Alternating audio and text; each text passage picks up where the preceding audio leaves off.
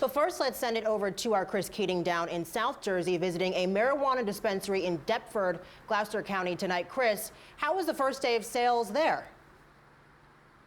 They were brisk for sure, Brittany. We can tell you this site here in Deptford opened for recreational sales at exactly 5 o'clock this evening. The long lines wrapped around the building we fully expected, and that's exactly what we saw.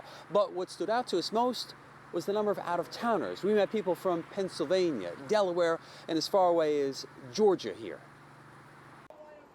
Some started waiting outside the front door of the cannabis as early as 11:30. They formed a line at this Deptford store that wrapped around the plaza. And at 5 o'clock, well, the first 8 customers were allowed inside, including Janisa Holmes, who was overjoyed and more than happy to show us what she bought.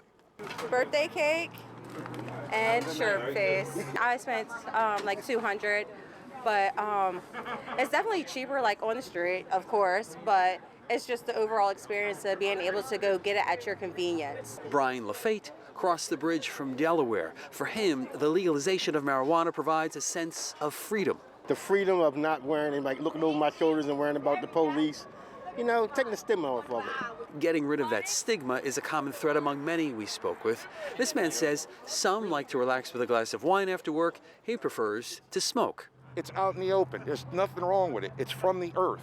Because of high demand, there are limits on sales this week at this store. You could buy either 1/8 of an ounce of flour for $60, a quarter for $110, or a vape cart for $65.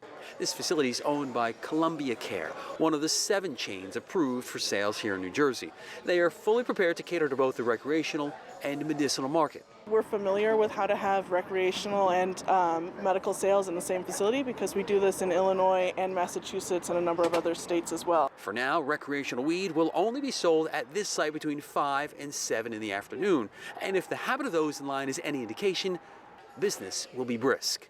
I smoke maybe like 5 times a day, so I'll be here quite often.